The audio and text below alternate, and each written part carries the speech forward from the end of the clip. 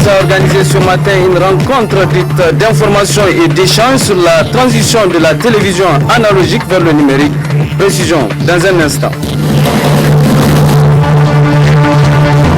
La suppression du CFPD et les réformes engagées par le ministère de l'enseignement primaire au centre d'une rencontre avec les acteurs de l'éducation. Explication dans ce journal. Mesdames, Messieurs, bonsoir et merci d'être avec nous pour cette grande édition d'information. Une dépêche de l'AFP qui vient de nous parvenir. Elle nous apprend que 23 migrants nigériens en route pour l'Algérie ont été sauvés hier par l'armée nigérienne après avoir été abandonnés dans le Sahara par des passeurs. Une patrouille de l'armée nigérienne a d'abord intercepté un pick-up à l'arrière duquel 6 hommes, 7 femmes et 10 enfants originaires de la région de Zender étaient entassés. La gendarmerie d'Arlit a confirmé cette information sans donner plus de précision. Les militaires ayant intercepté les migrants ont confisqué les clés du véhicule puis sont partis chercher des secours. Le chauffeur qui avait sur lui le double des clés s'est alors enfui dans le désert en laissant sur place ses passagers. Les migrants abandonnés sans eau ni vivres sont restés sur place, ce qui leur a permis d'être sauvés et ramenés à Arlit par les renforts militaires. Début novembre 2013, 72 migrants nigériens du retour d'Algérie avaient été sauvés par un convoi officiel alors que le camion qui les transportait était immobilisé en plein désert, un peu crevé. En octobre 2013, donc, 92 autres migrants, essentiellement des femmes et des enfants, étaient morts de soif alors qu'ils traversaient le désert pour rejoindre l'Algérie. Seuls 21 avaient survécu. Après ce drame, Niamey avait annoncé des mesures visant à stopper le flux de migrants clandestins avec notamment la fermeture des ghettos, maisons de transit, entendez par là, nord du pays. Des clandestins, donc maisons de transit, je disais donc des clandestins d'Agadez, de la grande ville du nord du pays, considérée comme la principale zone de transit pour les migrants à destination de l'Algérie et surtout de la Libye. Les autorités avaient ensuite annoncé le démantèlement d'un vaste réseau de trafiquants de migrants clandestins comprenant des policiers, des chauffeurs et propriétaires des véhicules. Cela dit, les activités scolaires sont suspendues pour 72 heures sur toute l'étendue du territoire national et ce, depuis ce matin, une grève résultante de la non-satisfaction de la plateforme revendicative du comité directeur de l'Union des scolaires nigériens. Les élèves et étudiants entendent ainsi mettre la pression sur les autorités actuelles. Isidore Banaba. 72 heures de grève en guise d'avertissement.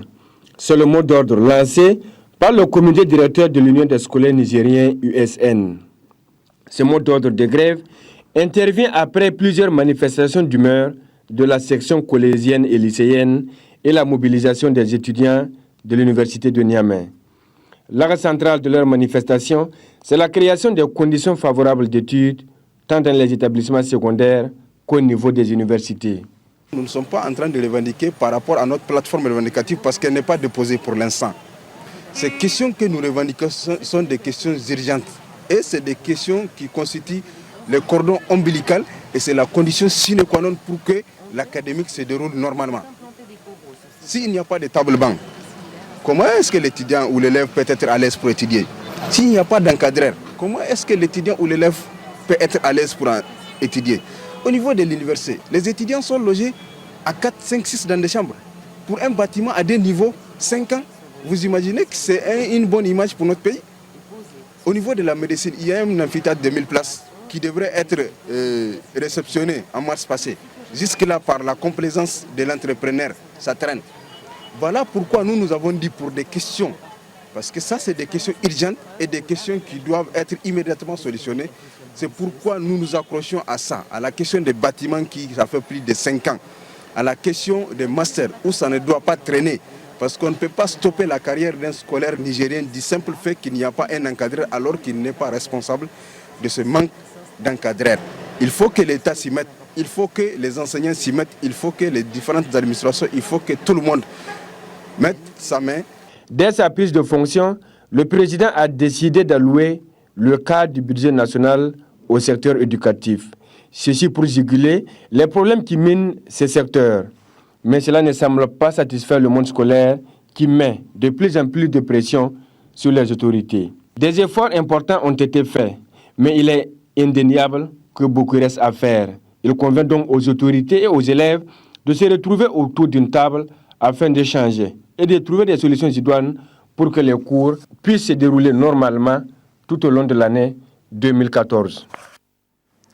Et puis les scolaires de la région de Zender ont organisé une marche qui les a conduits à la devanture du commissariat. Cette manifestation au cours de laquelle plusieurs véhicules appartenant à la police ont été vandalisés a vu plusieurs arrestations. La correspondance RTD Zender, Moussa Adamou Garba. Ils étaient plusieurs centaines d'élèves à sortir sur les différents carrefours de la ville de Zender. Marche illégitime et sans fondement a occasionné d'importants dégâts matériels. La principale cible des manifestants était la direction régionale de la police nationale, où ils ont saccagé des véhicules appartenant à des policiers et brûlé des motos. Rien n'a été épargné. Les forces de l'ordre présentes sur les lieux n'ont pas prêté au jeu des manifestants. Ces derniers, profitant de cette retenue des policiers, ont poursuivi la marche, essayant à investir les locaux de la police, d'où la mobilisation d'un important dispositif pour sécuriser le commissariat et les banques qui s'y trouvent dans le secteur. Le procureur de la République a tenu à faire le déplacement pour constater de visu les dégâts occasionnés par les manifestants.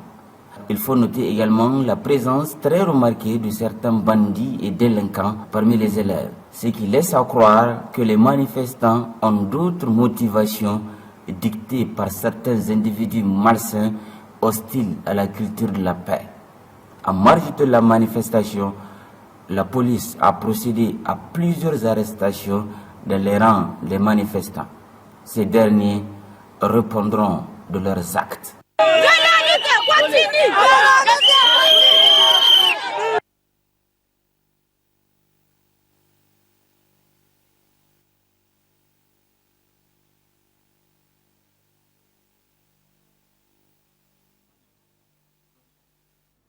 Aussi, selon un communiqué publié par la police, lors de cette manifestation, les élèves se sont pris au commissariat central de Zender à travers des jets de projectiles. À la suite de cette manifestation, 23 élèves ont été interpellés, dont un légèrement blessé.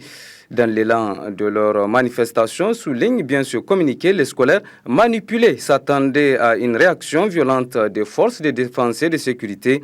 Et ce qui n'a pas été le cas, elles ont agi dans les règles de l'art et maintenu un dispositif sécuritaire pour parer à d'éventuels troubles.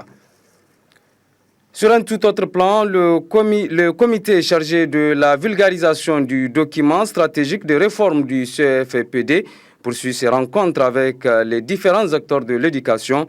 Cet après-midi, il a rencontré les syndicats, associations et parents d'élèves de la salle de réunion du gouvernorat. Issa Mustafa.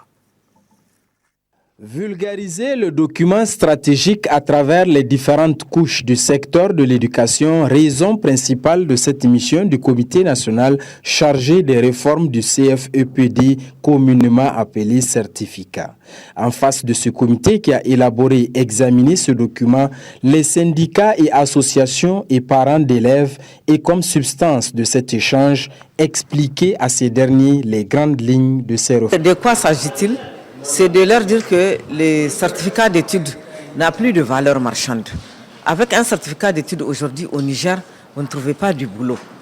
Donc sa valeur elle n'a plus sa valeur d'antan et il faudrait vraiment mettre ça de côté et peut-être sanctionner le CM2 par une attestation de niveau pour qu'on puisse se présenter aux différents concours.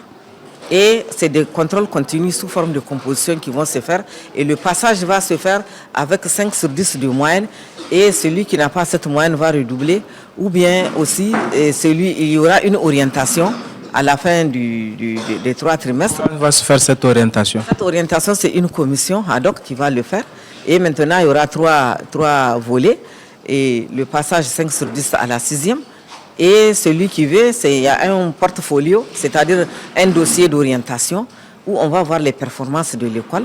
Soit il va aller à un centre d'apprentissage ou ailleurs, ou en 6e. En tout cas, il a 3 choix et le parent a le choix d'orienter son fils là où il veut. Quelles sont les réactions suscitées de la part des parents d'élèves? L'essentiel a indiqué le président des parents d'élèves région de Niamey que ces réformes puissent apporter un plus dans l'encadrement des élèves et à l'éducation nationale tout entière. Cependant, le point qu'il faut relever, c'est le niveau actuel des élèves et même parfois des enseignants. Ce paramètre a-t-il été pris en compte dans ce document? Parce que avec les compositions mensuelles, trimestrielles, en tout cas, l'élève sera mis en rude épreuve et il va étudier. Et vraiment, on a sensibilisé les enseignants de faire bien leur travail. Actuellement, il n'y a pas d'enseignant qui n'a pas fait peut-être l'école normale. Même si on recrute dans l'État, quand même, il a une formation, n'est-ce pas? Et on lui subit une formation de quelques mois et pour lui permettre quand même d'enseigner bien ses élèves et il est suivi par les conseillers pédagogiques. Cette mission va donc poursuivre ses échanges avec les différentes composantes du secteur de l'éducation afin de mieux vulgariser ce document.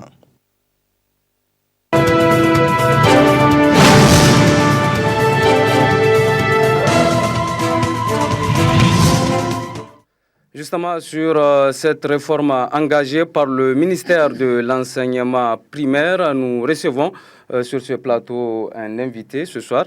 Il s'agit donc de M. Aboubakar Sidi Kougado. Il est conseiller technique de la ministre de l'Enseignement primaire. Monsieur le conseiller, bonsoir. Bonsoir. Alors, tout de suite, la première question, monsieur le conseiller. Pourquoi une telle réforme? Avant de répondre à cette première question, permettez-moi de remercier la radio-télévision Dunia pour l'opportunité que vous nous offrez de nous adresser au grand public et de lui expliquer les tenants et aboutissants de cette réforme. J'en profite aussi pour souhaiter à tous et à tous une bonne année 2014. Alors pourquoi cette réforme du CFEPD? Ma collègue que vous avez invitée tantôt a déjà donné quelques éléments.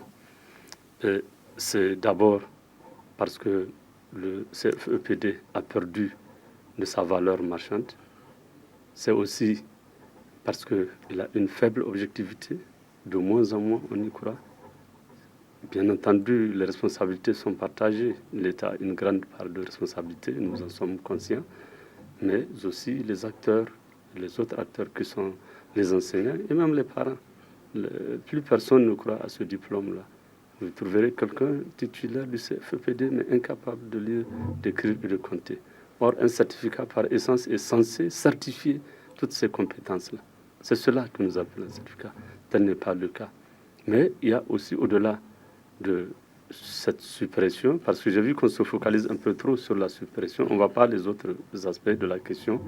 Au-delà de cette suppression, il y a cette volonté aussi d'aller vers l'éducation primaire universelle, de nous conformer à l'éducation de base élargie, comme il a souscrit le Niger à travers l'UEMOA, mais aussi comme la Lausanne, la loi portant orientation du système éducatif le préconise, d'aller vers cet élève qui aura acquis toutes les compétences, le savoir lire, le savoir écrire, le savoir compter, et dans un souci d'équité. Alors, monsieur le conseiller, le CFEPD supprimé, quelles seront alors les nouvelles modalités d'évaluation, on va dire? Voilà, c'est très simple. Nous allons passer à ce que, dans le jargon, on appelle le contrôle continu. C'est les compositions trimestrielles. Il n'y aura plus d'examens classiques tels que les gens le connaissent. Et nous avons décidé d'aller à la base. Il y aura 3 compositions trimestrielles qui n'empêchent pas le déroulement des autres compositions mensuelles classiques. Au premier trimestre, la composition va se dérouler à l'échelle de l'école, au niveau de l'école. C'est l'école qui conçoit tout, c'est l'école qui fait tout, qui organise ces compositions et qui en proclame les résultats. Au second trimestre, ce serait à l'échelle de l'inspection. L'inspecteur, via le chef secteur pédagogique, collecte, n'est-ce pas, les propositions de sujets des directeurs, il les traite, il il les formate et il renvoie les sujets au niveau des établissements. Alors finalement, cette suppression, vous ne pensez pas qu'elle pourrait peut-être engendrer des conséquences, on va dire, sur le niveau déjà en baisse des élèves? Si la réforme est bien comprise, si l'esprit de la réforme est bien compris, il ne s'agit plus justement de faire ce que nous appelons le bachotage. On prépare les élèves pour l'examen et l'examen est devenu une fin en soi, au point où, comme je vous l'ai dit, il ne certifie plus rien. Et personne n'y croit. Même les élèves disent « Mouché Samu Kassamu ». Un parent d'élève a dit à son enfant « Si toi tu es admis, moi aussi je suis capable d'admettre ». On n'y croit plus. Donc, ça veut dire nous voulons qu'on se départisse de cet esprit de la course vers les examens pour se focaliser sur les apprentissages, les acquis réels des enfants. Le savoir lire, le savoir écrire, le savoir compter. Cela veut dire quoi? Cela veut dire que les enseignants vont évaluer autrement.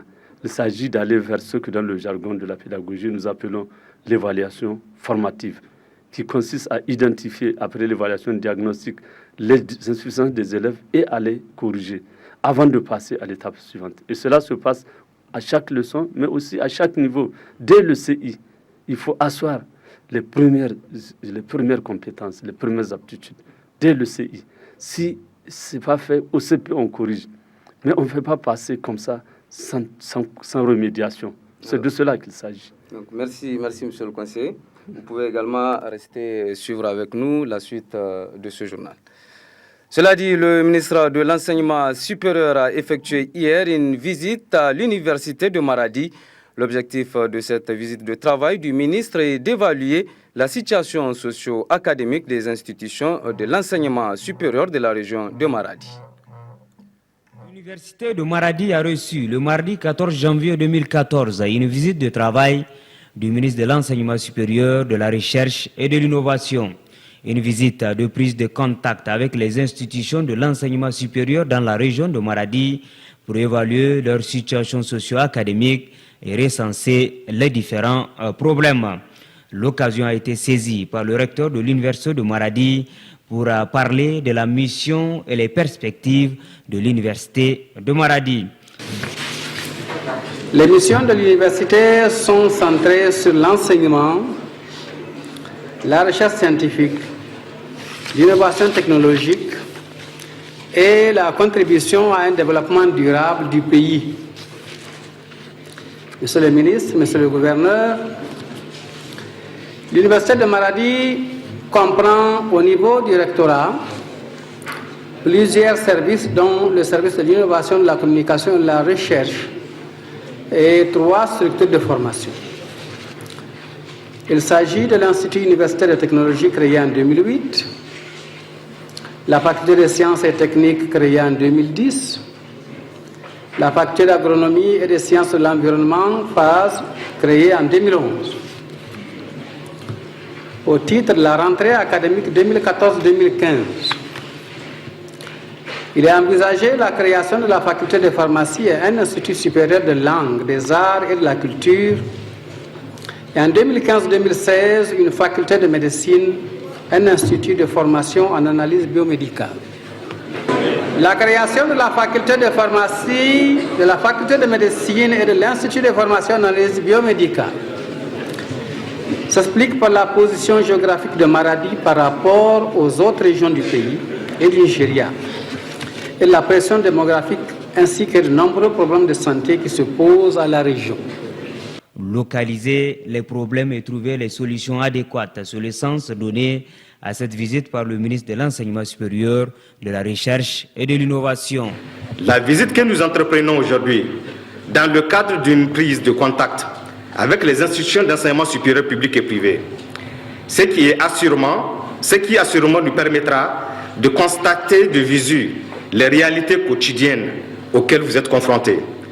À cet égard, je puis vous assurer que le gouvernement de la 7e République est pleinement conscient du rôle important que joue l'enseignement supérieur et la recherche dans le développement socio-économique de notre pays. C'est du reste pourquoi il a inscrit cet ordre d'enseignement au cœur de ses priorités. À cet effet, sachez que le gouvernement est disposé à vous accompagner dans les efforts que vous entreprenez sans cesse pour une meilleure qualité de l'enseignement supérieur et de la recherche.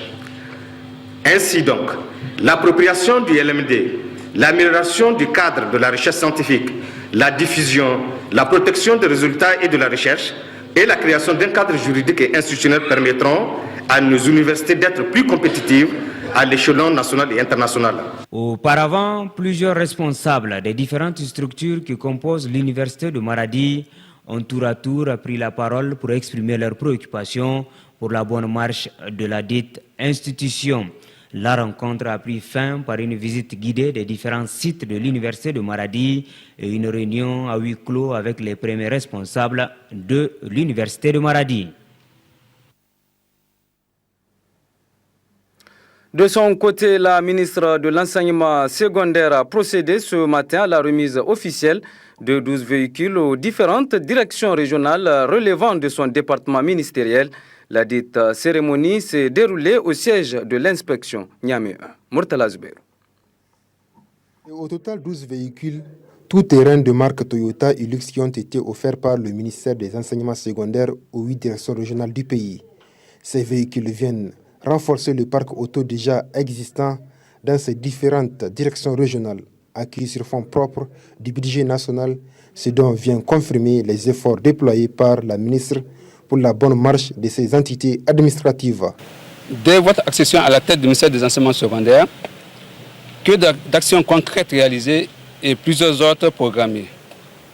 L'on peut citer, entre autres, la bonne réalisation de la rentrée scolaire 2013-2014, la remise du kit scolaire à tous les élèves de la 6e à la terminale, le lancement officiel de la journée des enseignants, l'ouverture du dialogue avec les partenaires en dehors de périodes de crise, pour ne citer que cela. Ces différentes réalisations concrètes effectuées témoignent de votre détermination à œuvrer pour l'amélioration de la qualité de l'enseignement à travers le rehaussement du niveau de compétences et acquis des apprenants, mais aussi l'obtention de diplômes crédibles et compétitifs tant au plan national qu'international. La ministre de l'Enseignement secondaire a saisi cette occasion pour adresser ses sincères remerciements à ses proches collaborateurs pour leur disponibilité et leur abnégation à faire avancer ce ministère. Elle a par ailleurs souligné l'importance de ce don. Le lieu de rassurer avec force que notre souci majeur reste le renforcement des capacités pédagogiques, administratives et managériales du personnel du ministère des Enseignements secondaires. Notre ambition est de doter de matériel roulant d'ici la fin de l'année 2014 l'ensemble de nos directions départementales des enseignements secondaires, les DEDES. Si le budget national nous accompagne dans notre politique d'opérationnalisation du programme de réforme en cours dans notre secteur, il est aussi important de demander aux uns et aux autres un changement de mentalité et de comportement qui doit s'opérer à tous les niveaux. Ce don va permettre ainsi aux différentes directions régionales du pays de mieux effectuer leurs déplacements dans les différentes zones. Il importe donc aux bénéficiaires de préserver ces acquis. Autre aspect de ce journal, le palais de congrès de Niamey a servi de cadre ce matin au lancement des travaux entrant dans le cadre des activités du 3e projet d'appui au programme d'action communautaire PAC 3. Cette rencontre qui regroupe l'ensemble des structures décentralisées du pays a pour objectif l'amélioration des conditions de vie en milieu rural. Damana Abdoulaye. Placé sous le thème le PAC 3, un instrument de mise en œuvre de l'initiative 3N, ce présent atelier consacre le lancement officiel de la 3e phase du projet d'appui au programme d'action communautaire PAC 3. Démarré sous la dénomination du PAC 1, puis relayé par le PAC 2 avec ses phases 1 et 2, le programme d'action communautaire a apporté une contribution significative dans l'amélioration des capacités des communes à concevoir et à mettre en œuvre de façon participative des plans de développement communaux PDC et des plans annuels d'investissement PAU dans le seul but d'améliorer les conditions de vie en milieu rural. Les activités du 3e projet d'appui au programme d'action communautaire PAC 3 est d'une importance capitale pour les populations. Le 1er et 2e projet d'appui de ce programme ont concerné la région de Niamey et le bilan des interventions a été satisfaisant. Passant de 15 milliards de francs CFA pour le PAC 2 à 20 milliards de nos francs pour la troisième phase, le principal partenaire de ce projet, la Banque mondiale, salue le succès enregistré par le PAC 2. Depuis 2004,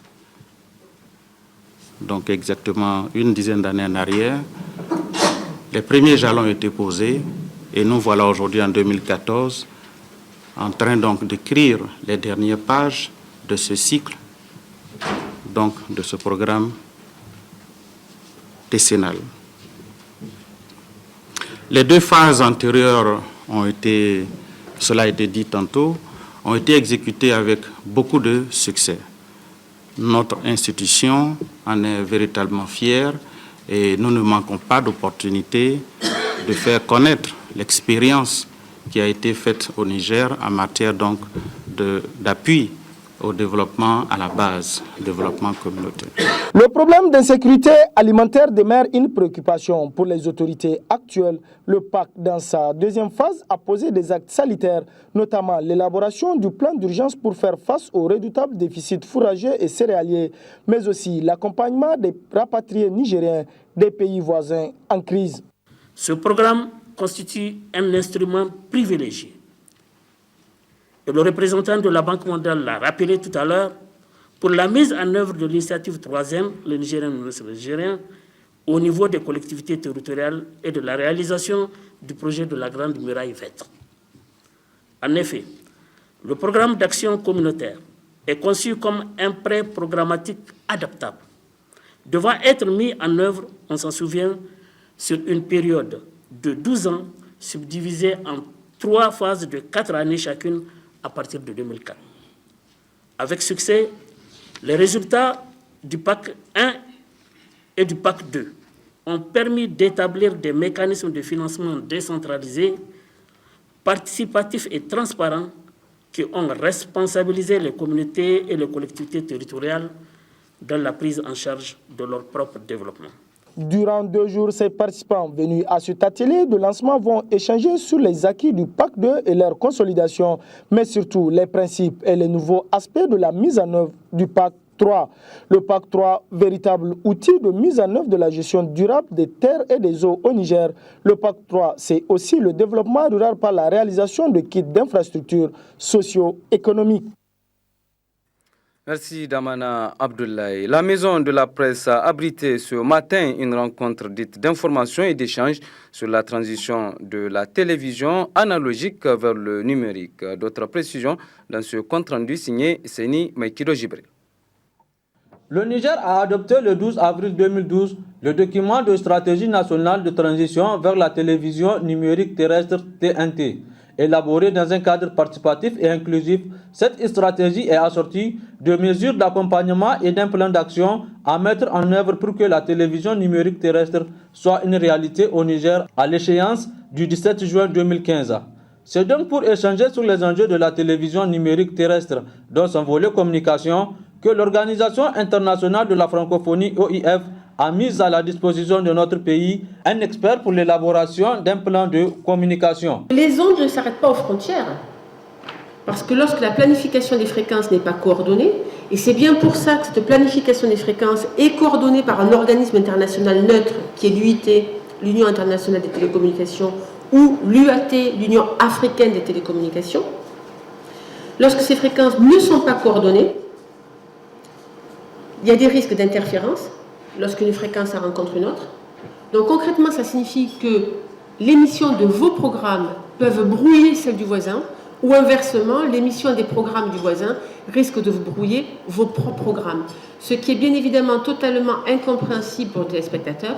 Avec le processus de transition vers le numérique qui va bouleverser à tout point de vue l'économie du secteur, il se pose au pouvoir public, aux industriels, aux médias et télévisions, ainsi qu'aux consommateurs, de nouvelles problématiques pour lesquelles il est indispensable d'apporter des réponses. Dans la stratégie qui a été adoptée, il est dit qu'à partir du 14 juin 2014, les chaînes de télévision, toutes les chaînes de télévision, y compris Télé Sahel, qui émettent en UHF, en analogique, doivent arrêter.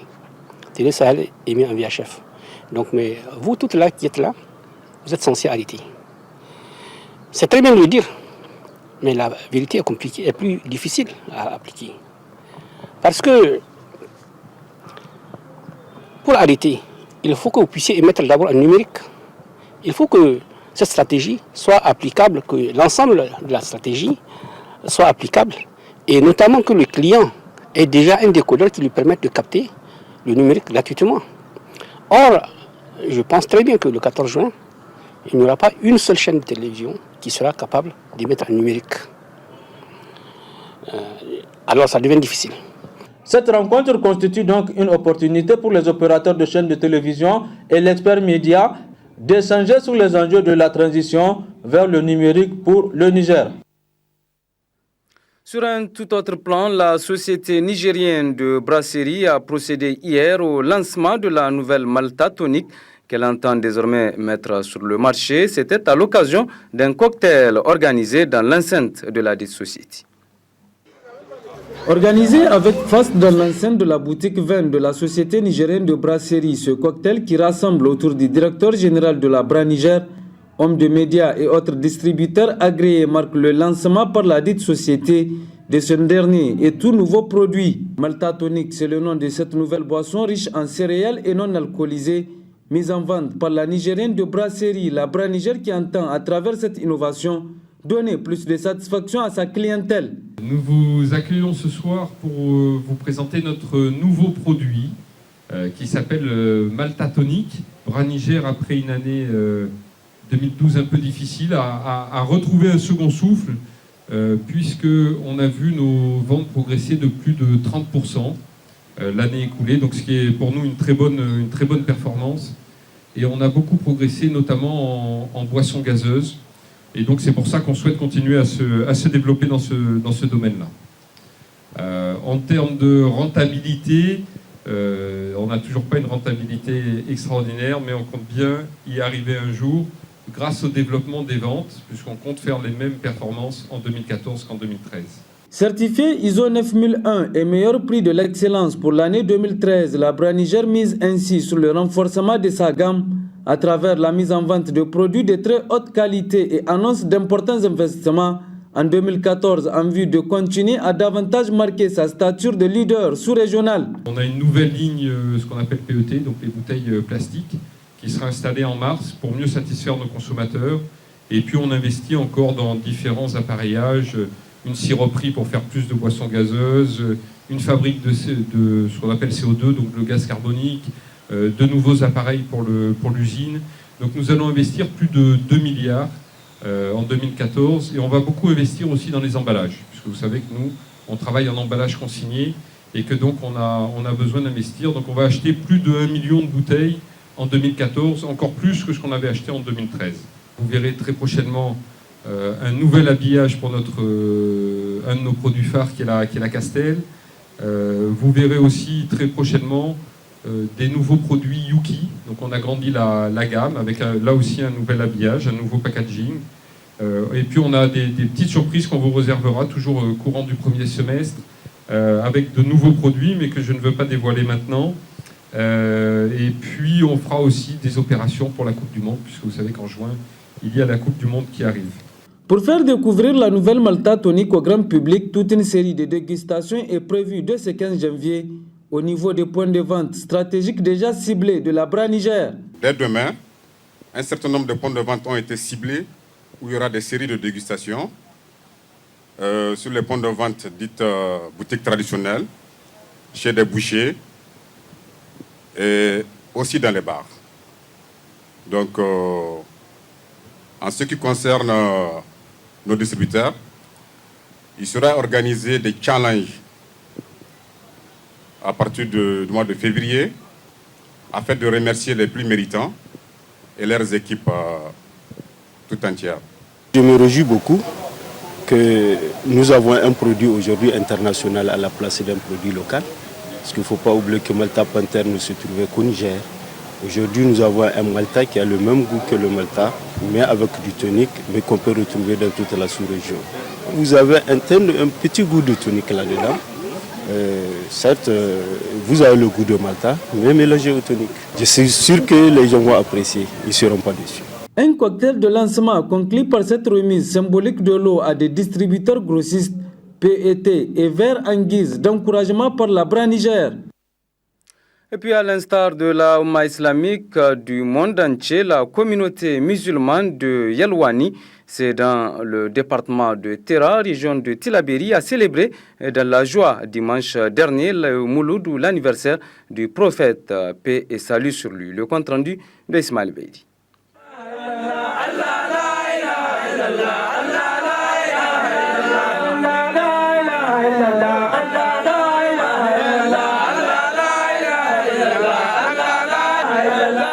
Grand moment de joie et de recueillement, célébré une fois dans l'année par des milliers de musulmans à travers le monde pour rendre hommage au prophète Mohammed, paix et salut sur lui, en rappelant sa vie et ses actes exemplaires qui constituent un modèle pour toute l'humanité. Le Mouloud, ou la naissance du prophète de l'islam, Mohammed, paix et salut sur lui, a été célébré comme chaque année par la communauté musulmane de Yelwani, située dans le département de Tera.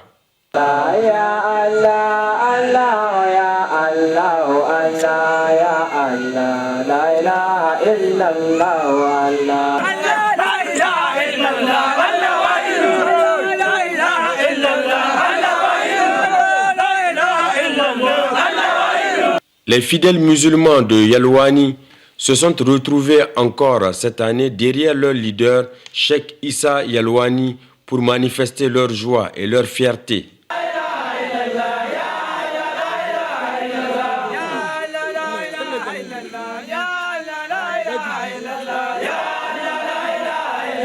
Pour Cheikh Issa Yelwani, cette nuit de Mouloud est une occasion pour les musulmans de prier Dieu pour que la paix et sa bénédiction soient dans tous les pays musulmans. Wallahi irko hinnongir farhamebe zama herno sino irwo do kanto irse anna Muhammad sallallahu alaihi wasallam her kul kan irdu zam irko bumbo bangandir ane irse wa ma arsalnaka illa rahmatan lil alamin annabi irman don ton her kul se kadde suji irwo ke ira annabi alumma arsalamai hakika ir tabbatan kan sujodin a irduwa lalle mu hankan du kulu annemu non se moso kufa annab sallallahu alaihi wasallam irwo ke do hankuna jingar kul sine kangir bino faran ko to annab sallallahu alaihi wasallama cino kaka an dunyara irgi ngare war bumbo irko mor hellasi war bumbo kaka irgo ka saba aranse irko arabore bumbo mo irgo ka sabi se da arsalamu kul kanka irgo ka sabi se irgo ka garar irko mir kul hellasi za irko ara za irnya fo sine kango ne wal kango nyamai wal kango yamma ikul irko mi hellasi ir labo waynu huna waynu kanga azaudan da irko mi labo batu fitina kirgo mago te kam fo irko taala muskanda illa bora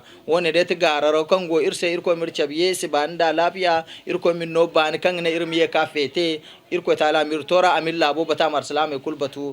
Au cours de cette nuit, plusieurs leaders religieux ainsi que le chef du village de Yelwani, Mahmoud Aboubakar, ont pris la parole pour exalter le nom du prophète Mohammed, paix et salut sur lui.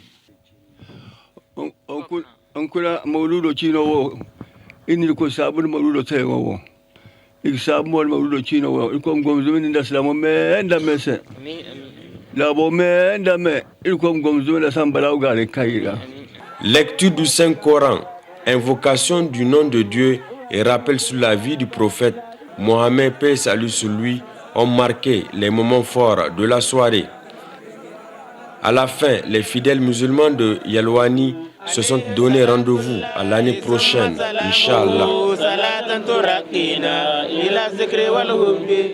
Avant de clore ce journal, je vous rappelle cette dépêche de l'AFP qui nous apprend justement que 23 migrants nigériens en route pour l'Algérie ont été sauvés hier par l'armée nigérienne après avoir été abandonnés dans le Sahara par des passeurs. Une patrouille de l'armée nigérienne a d'abord intercepté un pick-up à l'arrière duquel 6 hommes, 7 femmes et 10 enfants originaires de la région de Zender étaient entassés. La gendarmerie d'Arlit a confirmé cette information sans donner plus de précisions. Les militaires ayant intercepté les migrants ont confisqué les clés du véhicule, puis sont partis chercher des secours. Le chauffeur qui avait sur lui le double des clés s'est alors enfui dans le désert en laissant sur place ses passagers. Les migrants abandonnés sans eau ni vivre sont restés sur place, ce qui leur a permis d'être sauvés et ramenés à Arlit par les renforts militaires. Début novembre 2013, 72 migrants nigériens de retour d'Algérie avaient été sauvés par un convoi officiel alors que le camion qui les transportait était immobilisé en plein désert, un pneu crevé. En octobre 2013, 92 autres migrants, essentiellement des femmes et des enfants, étaient morts de soif alors qu'ils traversaient le désert pour rejoindre l'Algérie. Seuls 21 avaient survécu. Après ce drame, Niamey avait annoncé des mesures visant à stopper le flux de migrants clandestins avec notamment la fermeture des ghettos, entendez par là les maisons de transit des clandestins d'Agadez, la grande ville du nord du pays, considérée comme la principale zone de transit pour les migrants à destination de l'Algérie et surtout de la Libye. Les autorités avaient ensuite annoncé le démantèlement d'un vaste réseau de trafiquants de migrants clandestins comprenant des policiers, des chauffeurs et propriétaires des véhicules. Mesdames et messieurs, c'est la fin de ce journal. Merci à vous de l'avoir suivi. Au nom de toute l'équipe qui m'a aidé à vous le présenter, je vous souhaite de passer d'excellents moments en compagnie des programmes de la télévision Dunia. Au revoir.